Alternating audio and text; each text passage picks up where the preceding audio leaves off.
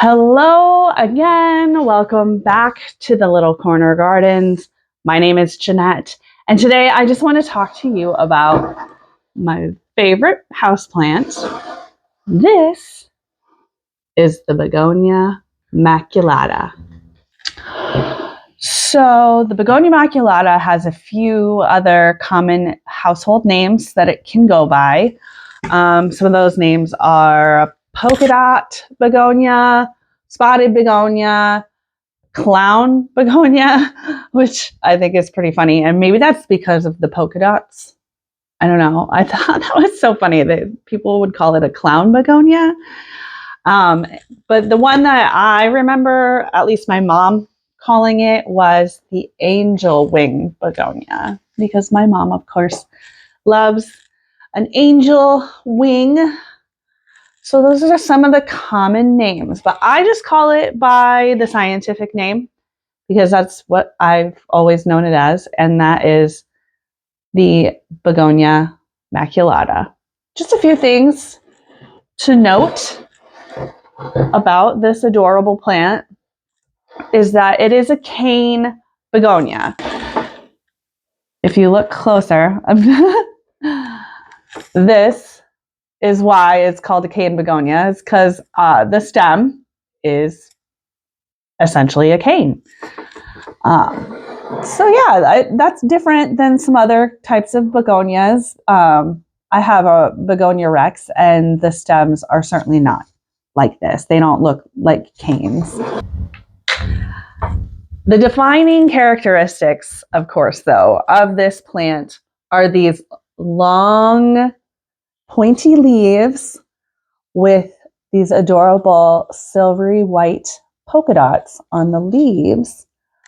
And then on the back of these leaves, it has this bright color. It's a bright red color. So besides the cane on the stem, the leaves are what really make it stand out. And it's just such a beautiful plant. Something else that's really awesome about this plant is it grows very fast. It is prolific. So I've only had this for about a year, and it started as like a little starter plant with just 3 leaves. And this is what it looks like. And I've taken a lot of cuttings from this, propagated them. I've sold them on Marketplace. I've swapped them for other plants. People love getting swaps or like purchasing these cuttings because they're just, it's a really interesting plant, I think. They're not as uncommon as they used to be, so you can often find them now at garden centers, Home Depot, Lowe's, but they're still a really unique and fun plant to have, and obviously it's fun because they grow really fast. Who doesn't love a plant that will get big super fast? So you don't have to buy a big plant. You could just buy a little one, and then within a year you have this. You can easily propagate these plants. Now, the roots, when they grow, they're kind of wispy and thin, but they grow so fast, and all you have to do is propagate them on water. You can propagate them from a stem cutting. So I would cut like right below a leaf node, and then you just stick that in water, and actually it'll grow roots on, you don't even have to do a leaf node. It'll grow roots on pretty much anywhere on the stem. You could also just do a leaf cutting. So cut off a leaf and stick the stem of the leaf in the water. It takes like 2 weeks and you're already seeing roots. That is how easy these propagate. So look at these adorable little babies that my gorgeous plant has made. This one's pretty big. I've had them under grow lights for a while because I really wanted them to get nice and established.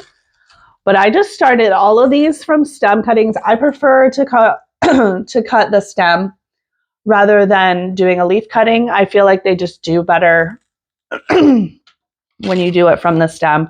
But it is possible to just cut off a leaf and start roots from the leaf. And the only difference is I notice, because I was doing it from a leaf cutting, that it just takes longer for the plant to get new growth. But like when you do, see, look at this. When you do it from a stem cutting, it's already growing stems from the stem. It's pretty awesome. Something that you should know is that oftentimes this plant is known to get crispy tips on the ends of the leaves. And I guess this is caused by using tap water that has chlorine. So when you water the plant, if it has chlorine or any other additives, I know that our water has fluoride and chlorine. However they treat your water through your tap system in your town or city or whatever, those chemicals are going to affect your plant, and it's going to make the tips of the leaves crispy. I mean, I don't really care. I don't think it's that big a deal as long as it's just the tips. Sometimes to just kind of make it look better, I'll just clip off the ends of the crispy leaves, and generally the plant is totally fine because it still has all this leaf. It's not going to hurt your plant. I give tap water because I'm not going to go buy distilled water for my plants. Everybody gets tap water. We actually have decent tap water in this city. So if I wanted, or if I was really concerned about it, I might put some water in a pitcher and then let it sit out.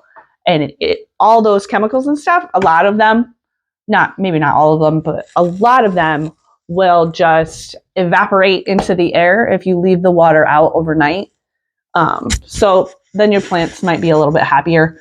But I haven't really had any issues, and I'm not really worried about the crispy tips. I'm pretty sure a lot of people that own this plant have crispy tips on their leaves.